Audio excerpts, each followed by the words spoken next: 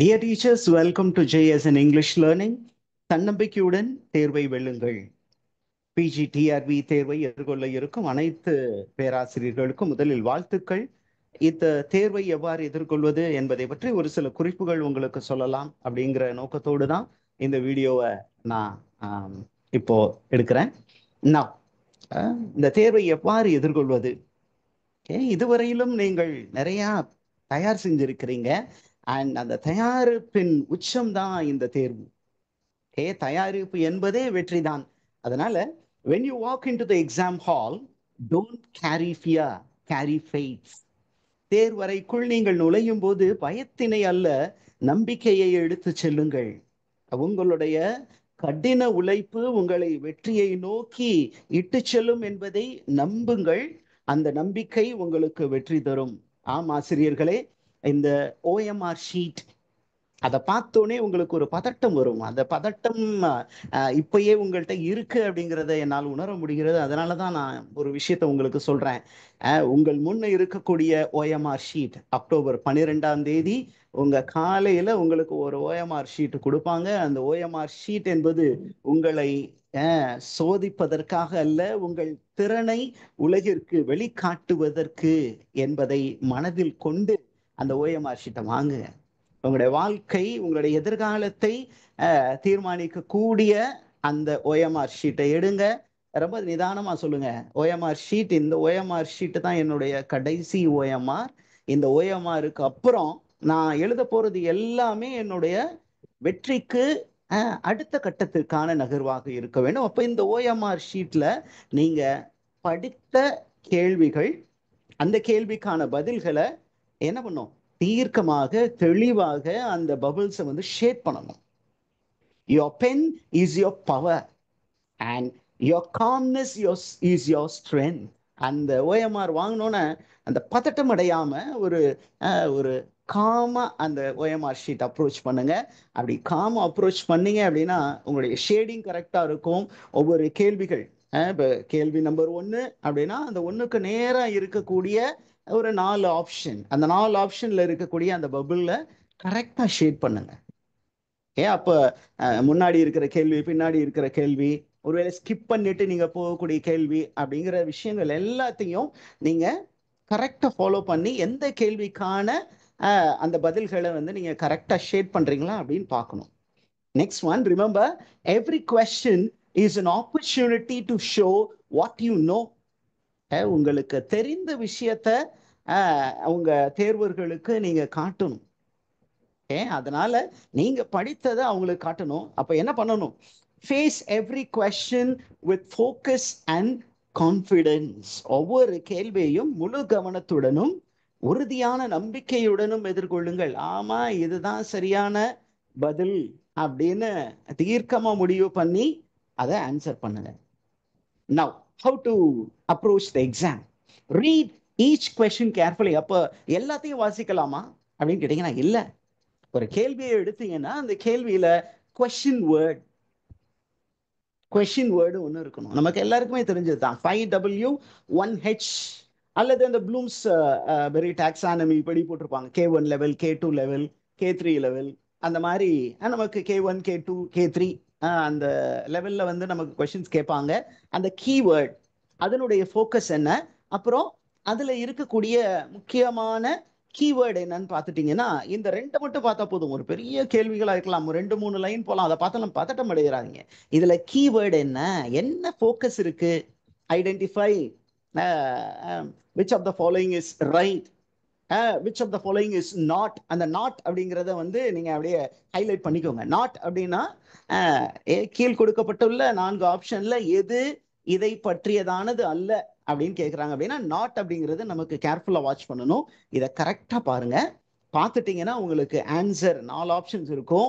அந்த 4 ஆப்ஷன் எப்படி சார் என்னால கண்டுபிடிக்க முடியும் அப்படின்னா, ரிமெம்பர் யுவர் சப்கான்ஷியஸ் மைண்ட், உங்களுடைய ஆழ்நிலை மனது. நீங்கள் இன்ன வரைக்கும் படித்தது எல்லாத்துமே எங்க போய் பதிந்திருக்கும் அப்படின்னா உங்களுடைய ஆழ்நிலை மனது, subconscious mind, which is a powerful reservoir. அது ஒரு பெரிய ஒரு நீர்த்தேக்க தொட்டி மாதிரி. இன்ன வரைக்கும் நீங்க படிச்சது எல்லாமே அங்கதான் இருக்கும். அது எப்ப ஞாபகம் வரும் அப்படின்னா அந்த கேள்வியை பார்த்தோன்னே உங்களுக்கு அது இன்ஸ்டிங்க்டா வரும். கேள்வியை பாக்குறீங்க, 4 ஆப்ஷன் பார்க்கும்போது இதுதான் ஆப்ஷன் அப்படின்னு உங்க மைண்ட் சொல்லுச்சுன்னா அதை நீங்க டவுட் பண்ணிடாதீங்க. அதுதான் உங்களுக்கு சரியான விடையாக இருக்கும். நீங்க பின்னாடி நீங்க தேர்வு முடிஞ்சு ஆன்சர் கீ எல்லாம் வரும்போது பார்க்கும்போது என் மைண்ட் சொல்லுச்சு, நான் தான் என்ன பண்ணேன், இது இதுவாக இருக்குமோ அப்படின்னு மாத்தி போட்டேன் சார், நான் ஃபர்ஸ்ட் போட்டதே போட்டா சரியாயிரும். அப்ப எது ஃபர்ஸ்ட் உங்க மைண்ட் சொல்லுதோ, உங்களுடைய ஆள் மனது எது சரி என்று சொல்கிறதோ அதை ஃபர்ஸ்டா டிக் பண்ணிடுங்க, டவுட் பண்ணிடாதீங்க. So follow your first instinct and trust it. It is often right. The next thing very important is உங்களை முழுசா நம்புங்க. நீங்க படிச்சீங்க, உங்களுக்கு இந்த ஆன்சர் தெரியும், உங்களையே நீங்கள் என்ன பண்ணாதீங்க, doubt பண்ணிராதீங்க. Next one, during the exam remember a few things. You are not just writing an exam, you are writing your destiny. இது ஒரு தேர்வு மட்டுமல்ல, உங்களுடைய தலையெழுத்தே மாறப்போகிற இந்த தேர்வில். அதனால ரொம்ப பதட்டம் எல்லாம் தேவையில்லை. ஒரு அமைதியான ஒரு மனநிலையோடு அங்க இருக்கக்கூடிய அந்த பபிள்ஸ், எது சரியான பபுளோ ABCD, இதுல அந்த ஓவல் ஷேப்ல இருக்குல்ல, அந்த ஓவல் ஷேப்பை ஃபுல்லா ஷேட் பண்ணுங்க, நல்லா டார்க்கா ஷேட் பண்ணுங்க. And each bubble you shade takes you one step closer to your dream. உங்கள் கனவிற்கு அது ஒரு படிக்கட்டு. ஒவ்வொன்றுமே நீங்க ஒவ்வொரு ஷேடிங் பண்றதுமே உங்களை வந்து உங்களுடைய ஜாபுக்கு க்ளோஸரா கொண்டு போகக்கூடியது. And remember, you are not just a candidate, you are a teacher in the making.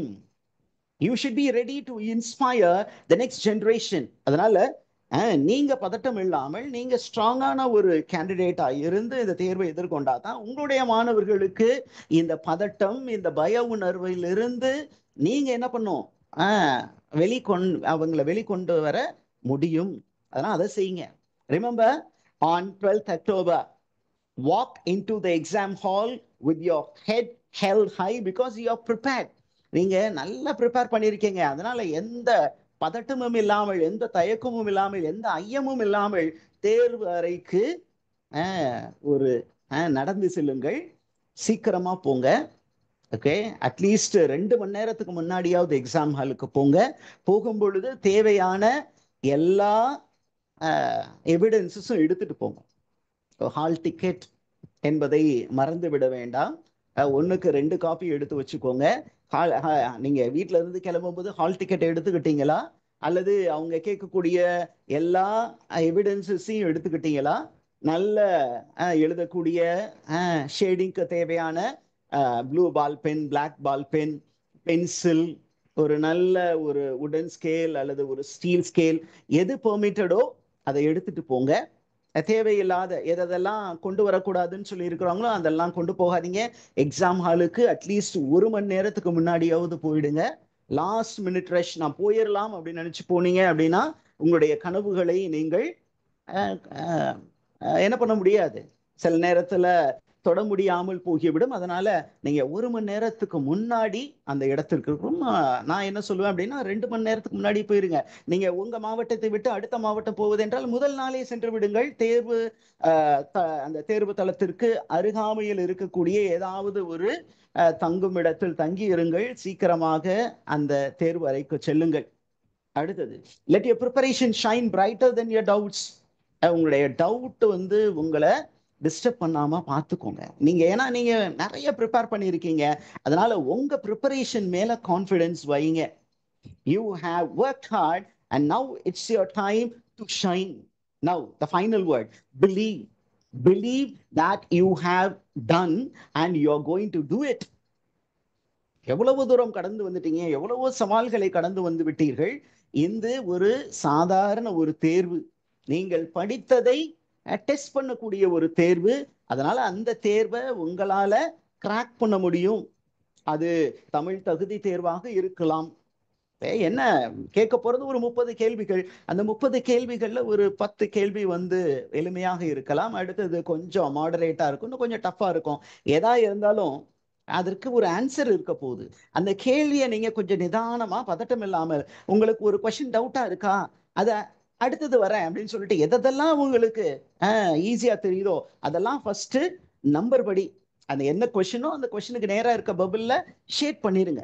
அடுத்தது எந்த கொஸ்டின் தெரியுமோ அதை ஷேர் பண்ணுங்க. தெரியாத கேள்வியை கடைசியா வரலாம். கடைசியா நீங்க அந்த எடுத்தீங்கன்னா பதட்டம் உங்களை தொற்றிக்கொள்ளும். அத அப்புறம் நான் பின்னாடி வர உன்னை வந்து பாக்குறேன் அப்படின்னு சொல்லுங்க. நண்பா உன்னை வந்து அப்புறம் வந்து பாக்குறேன் அப்படின்னு சொல்லிட்டு அந்த கேள்வியை பின்னாடி வச்சுட்டு தெரிந்த கொஸ்டின் எல்லாம் ஃபர்ஸ்ட் ஆன்சர் பண்ணிடுங்க. அதற்கு பிற்பாடு தெரியாத கேள்விகளை மெதுவா நீங்க போய் அப்ரோச் பண்ணும்போது ஏறக்குறைய ஒரு தெளிவு இருக்கும். அந்த கேள்வி உங்களுக்கு புரியும், அந்த பதிலும் உங்களுக்கு தெரியும். அப்ப attempt all the question and you will achieve. This is your moment. October 12, 2025 is your moment and success is waiting for you. அந்த ரிப்பனுக்கு அந்த பக்கம் சக்சஸ் நின்று நண்பா வா வந்து என்னை கட்டி ஆற தெளிவு முத்தமிடு என்று சொல்லி கொண்டிருக்கிறது. அந்த ஒரு மைண்ட் செட்டோட போங்க. உங்களுடைய சக்சஸ் அப்படிங்கிறத யாருமே உங்களிடமிருந்து எடுத்து விட முடியாது உங்களை தவிர. அதனால believe in your self, you are stronger than your fear. ஒரு மனிதனை அவனுடைய இலக்கை சென்று சேர விடாமல் தடுப்பது ஐயமும் பயமும்.